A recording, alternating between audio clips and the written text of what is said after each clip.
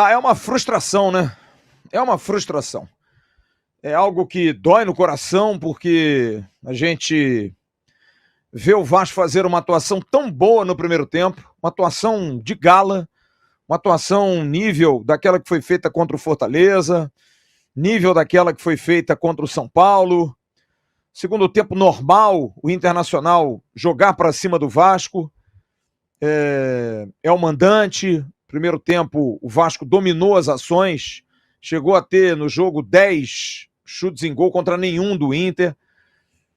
A gente até discute o porquê de não se manter no segundo tempo o mesmo diapasão do primeiro tempo.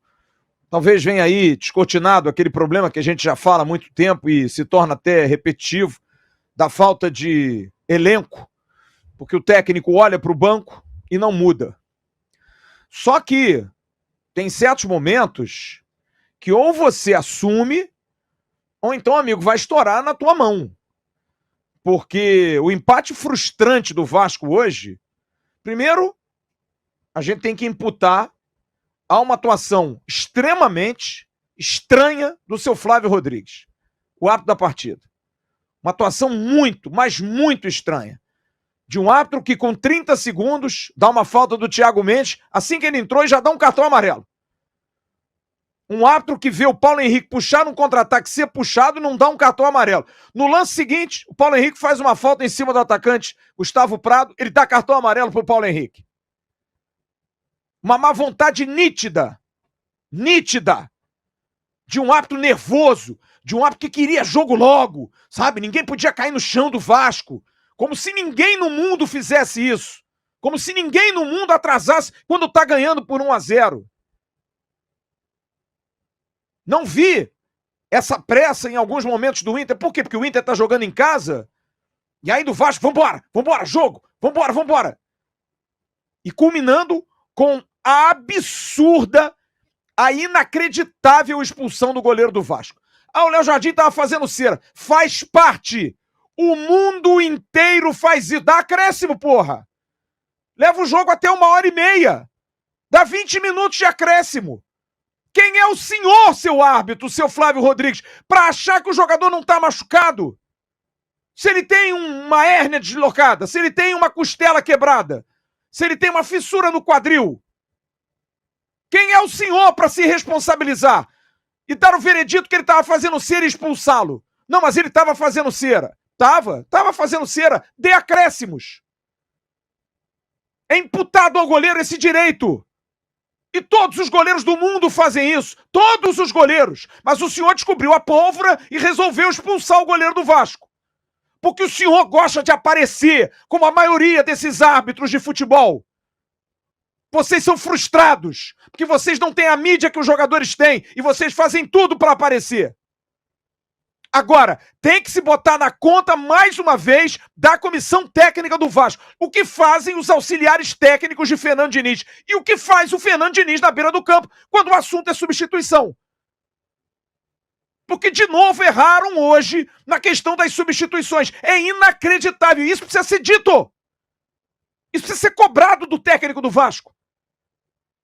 Porque ele errou a mesma coisa e ficou por isso. Ficou por isso para eles, porque para mim não. Porque no jogo do Fluminense foi uma vergonha. A comissão técnica do Vasco, segundo o seu técnico, errou na substituição. Isso aí não engole, não desce. Se eu vou trocar o Jean pelo Cerdeira e tá saindo o Sérgio Quinte, eu falo, opa, peraí. É o Cerdeira que vai sair. Mas no jogo do Fluminense saiu um quando era o outro. Eles erraram. E hoje, de novo, o auxiliar técnico do Fernando Diniz com uma cara de bobo, sem saber o que fazer. O técnico do Vasco, nitidamente, as imagens estão aí. Chegou pro terceiro, pro quarto, aí falou assim, 3, fez o dedinho assim, ó. Pode ainda 3 substituições? Porra, gente, o que vocês fazem na beira do campo, cara? Que comissão técnica é essa que não anota? O Vasco tomando um sufoco do Inter. Jogando uma partida heróica, o técnico do Vasco não sabe quantas substituições vai fazer. O que eles fizeram? Léo Jardim, cai pra gente se organizar aqui, porque tá uma zona aqui fora. Tá uma bagunça isso aqui fora. E aí, ainda mais os critérios. Porque, com todo respeito, você não tirar o Pablo Verratti é um desrespeito. Verratti tem uma história no Vasco, é capitão do Vasco, é um ídolo no Vasco, fez gols muito importantes, mas não dá a ele a jurisprudência, não está no contrato dele que ele não pode ser substituído. Isso é inadmissível, alguém precisa falar sobre isso. Qual é a jurisprudência? Qual é a certeza de que o Pablo Verratti... Porque o Verratti sabe que ele só sai se ele morrer. O Verratti hoje era aquele cara da pelada. Sabe aquele cara da pelada que quebra? Puta, esse cara tá quebrando muito hoje. Tá quebrando desde o primeiro tempo. Voltou a perder gols inacreditáveis que nos fizeram falta. Perdeu um gol com o pé que ele deu de canela. E um gol de cabeça de novo, errou. Entrou impedido no gol. Tá mal, não tá bem. Tem que ser substituído sim. Por que não se pode tirar o Pablo Verratti do jogo? O David saiu. Tá cansado? Ok. Uma pena que o David fez uma partida espetacular. O Ryan saiu. Tá cansado? Ok. Uma pena que fez uma partida espetacular. O Nuno estava em frangalhos, caindo pelos pedaços. Por que não trocou? Por que percebeu que tinha que trocar quando o Piton sentiu cãibras desesperadas? O Piton teve que voltar mancando para o campo, comissão técnica. Que jogo vocês estão vendo, gente? Pelo amor de Jesus, cara. O Maurício Lemos teve que tirar uma bola parecendo um Saci Pererê numa perna só. Como é que a comissão técnica não vê isso? Gente, aquece os caras. O Maurício está sentindo, porra, a gente está vendo o jogo de fora e está vendo isso. Como é que vocês que estão lá, o que dá a impressão de que vocês ficam ali como torcedores, na beira do campo, torcem tanto que esquecem de ver o lado racional do jogo, cara. Um festival de erros nas substituições. O que eles fizeram? Mandaram o Léo Jardim cair, o que não dá o direito do juiz expulsá-lo. O juiz não sabe se ele está machucado ou não. E aí, para ficar um negócio mais bonito ainda, o Verratti ajeita a bola pro Carboneiro fazer o gol. Então é muito frustrante, extremamente frustrante. O Vasco fez uma partida heróica, fez um grande jogo, fez um jogo de time grande, fez um jogo que me encheu de orgulho, fez um jogo que me encheu de esperança de novo, e eu espero que esse time seja regular, que jogue esse futebol sempre. Primeiro tempo do Vasco foi de cinema. O Vasco engoliu o Internacional em Porto Alegre. Segundo tempo, nós enfrentamos um grande time, que é o Inter, que joga Libertadores, joga Copa do Brasil, joga tudo, e jogou pra cima do Vasco normal. E o Roger tirou o Gustavo Prado, que estava dando um trabalho danado no primeiro tempo, para ser conservador. O Gustavo Prado deu um chutaço que o Léo Jardim tirou no ângulo. Ele voltou com o Carboneiro para ter o time titular. O time do Inter hoje foi o titular que jogou contra o Vasco. E o Inter veio para cima com esse demônio chamado Carboneiro, que é inacreditável. O Vasco e os scouts do Vasco não acham um jogador desse. Ponta rápido, profundo, que vai, que corta para dentro, que chuta, que procura o fundo para cruzar. Mas os nossos scouts não conseguem achar esses jogadores. Acham o Lloyd, que fica no banco e não entra, porque o técnico não confia nele. Muito frustrante isso, muito. Mas foi um festival de erros. O final do jogo foi um festival de erros. Arrogância do árbitro, erros do Fernando Diniz, teimosia de manter o Pablo Verratti. E também um pouco de obra do destino. O Vasco também tá azarado demais, né? Apesar de que hoje o Papai do Céu ajudou com umas bolas na trave lá incríveis. Tomar um gol naquele final ali é muito duro para um torcedor que tinha uma expectativa. Eu estava muito esperançoso.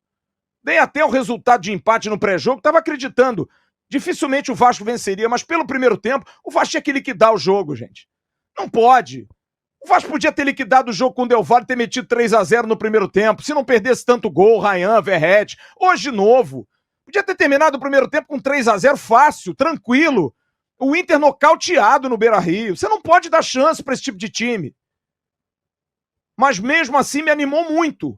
Apesar do resultado frustrante, apesar da pataquada da comissão técnica do Vasco, de novo, uma pataquada. Eu quero entender o que faz o auxiliar técnico do Fernando Diniz, que é ele, todo jogo, que faz essa lambança, que não consegue coordenar quem sai e quem entra. Meu filho, existe uma regra de paradas para você substituir, cara. Você já tinha feito 2 substituições. Dava para fazer mais. E você não sabia. Vocês ficaram perdidos ali na beira do campo, o Diniz gritando, vem, não vem quem sai. Gente, isso é muito amador, me desculpe, como foi no jogo do Fluminense. Mas tirando essa pataquada da comissão técnica, a comissão técnica e o técnico Fernando Diniz montaram um ótimo time do Vasco hoje. O trabalho era para ser 10, se não fizessem nesse final esse monte de lambança. E o destino é brabo. Paga preço com o gol do Carboneiro. Mas não adianta, que 1 ponto, a gente ia subir um pouco mais na classificação, já estamos de novo lá raspando a bunda na ostra. Na zona do rebaixamento ali, um pouquinho mais acima, um pontinho, de pontinho em pontinho, amigo. Não dá. A gente precisa ganhar. O Vasco precisa ganhar jogo, precisa vencer jogo, precisa ser ousado, precisa trocar jogador, Diniz, precisa tirar o Verratti eventualmente. Chega disso. Chega dessa situação que parece que é imexível, que não pode. O que acontece? Vai ficar chateado? Fique. Vai ter 3 problemas de ficar chateado, de ficar chateado e de ficar chateado, porra. Troca o cara. O Verratti atrapalhou hoje o Vasco. E eu não tô querendo, como o Jean fala no pré, não tô querendo tirar o Verratti não, mas tem jogo que não dá, cara. Não dá, gente. Sério? Agora, palmas para alguns jogadores, com uma atuação soberba. O próprio goleiro Léo Jardim fez uma atuação espetacular. O Maurício Lemos, uma ótima surpresa. Muito bem. O Tietê, mais uma vez, um dínamo no meio-campo. Como jogou o Tietê. Mas, de novo, para mim, o Ryan e o David brigam aí como craque do jogo. O David fez uma partida de cinema. E eu gostaria, para encerrar, de perguntar, para mim, algo discutível, o lance dele. Para mim, houve um toque no calcanhar dele, o zagueiro do Inter cai sobre a perna dele para ele cair. E nem a televisão mostrou o tape. Nem a televisão. Eu não vi o lance. Vi depois, porque os amigos mostraram aqui, me passaram. Mas no Premiere não passou. O David ia entrar cara a cara. Eu não sei se o David estava impedido, mas o David ia entrar cara a cara. Para mim, fez uma partida extraordinária. Extraordinária o David. Jogador que me deixa muito feliz, porque eu sei o quanto é duro para um jogador de futebol ficar muito tempo parado. Mas hoje, mais um jogo top. Ganhamos um reforço na janela. A direção não consegue contratar. Tá dando sorte aí, trazendo o David de volta. Voltando bem. Vasco vai agora para Maceió. Se jogar o futebol que jogou hoje, acaba. Liquida. Aprender a matar jogo. E se o Verratti perder 2, 3 gols, tira do time, Fernando Diniz. Não insiste com um jogador que está em má fase. Ele pode também estar em má fase, por melhor que ele seja, capitão do time. Não é vergonha nenhuma. Grandes centroavantes saem. Germancano não está jogando no Fluminense, o Pedro fica no banco. Por que não tirar o Verratti, gente? Que absurdo isso. E paga preço. Paga o preço. Infelizmente. É isso, 20 horas e 53 minutos. Frustração, mas pelo menos não perdemos. Para quem estava esperando uma goleada, o Vasco fez uma partida muito boa, mas o final é de tirar o chapéu.